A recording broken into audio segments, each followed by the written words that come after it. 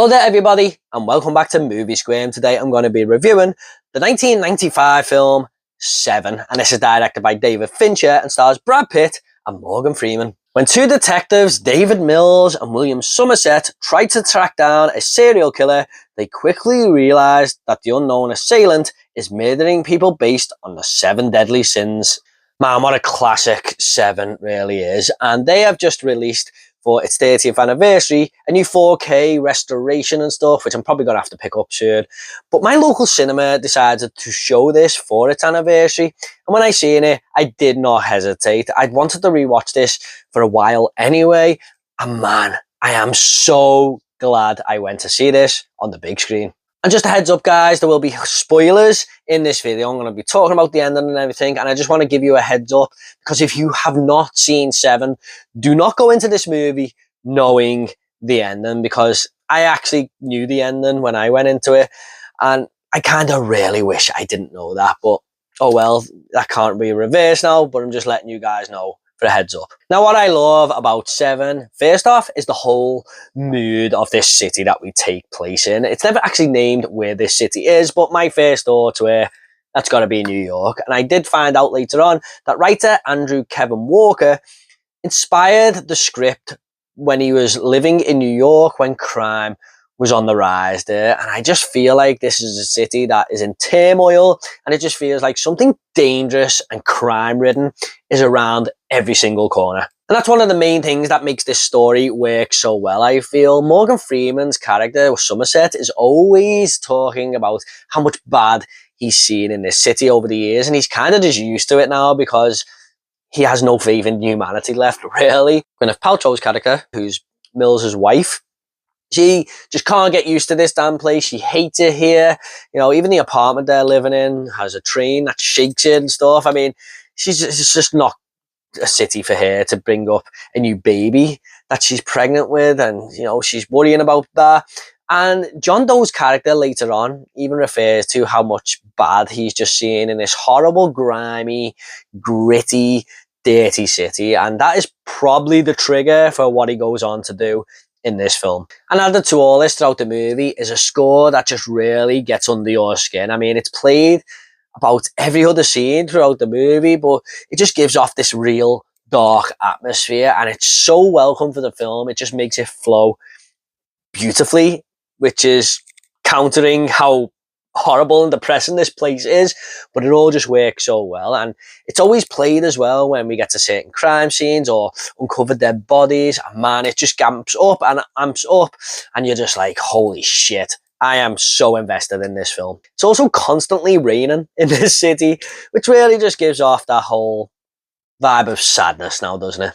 The character duo we have here absolutely works wonders for the movie as well. We've got Mills, played by Brad Pitt, who's this upcoming detective, you know, real loudmouth, really wants to get stuck in and show everyone what he's capable of.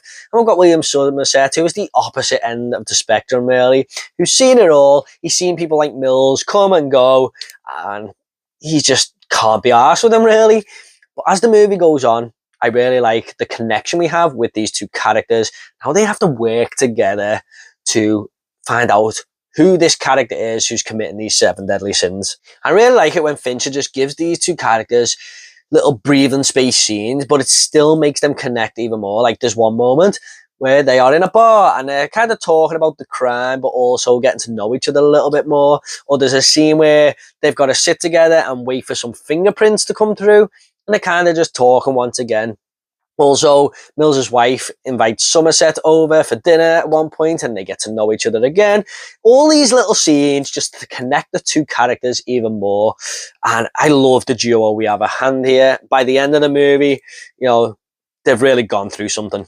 I mean, it's the perfect duo, and they don't even know it. I love the performances here as well. Brad Pitt brings his absolute fucking A-game here as this real hard-ass detective, but Somerset as well, the more calming presence. And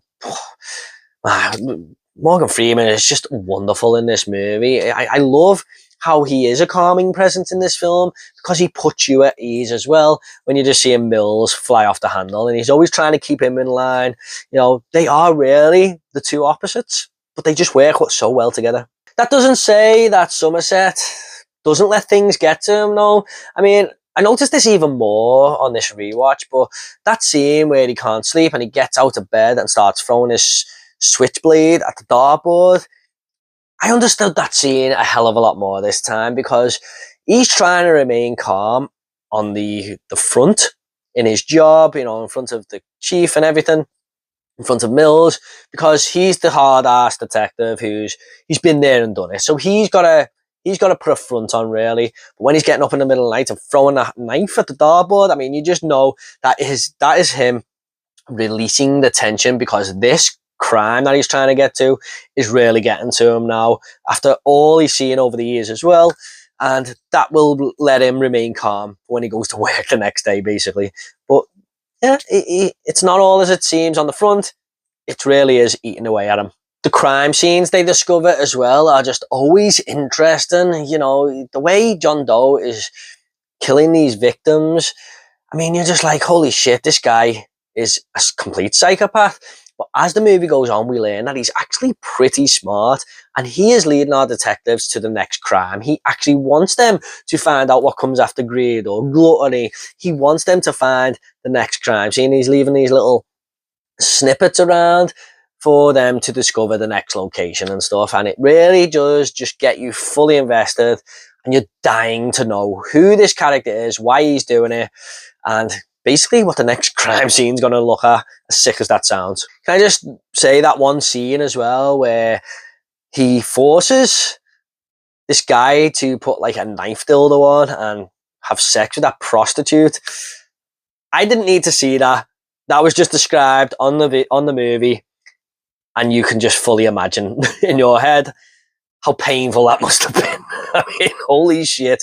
Like I said, John Doe is a complete psychopath here. And when we do learn about this John Doe character, and he's unmasked and he gives himself up in the police station, the movie just takes off even more in its third act. I mean, you really know that John Doe has another couple of tricks up his sleeve, played by Kevin Spacey, of course. But you're just like, where is this going? What's going to happen here? You know, how is this going to be the climax of this 7 deadly sins? I mean, he's killed 5. He's promised that there's 2 more bodies, but you know everything isn't what it seems.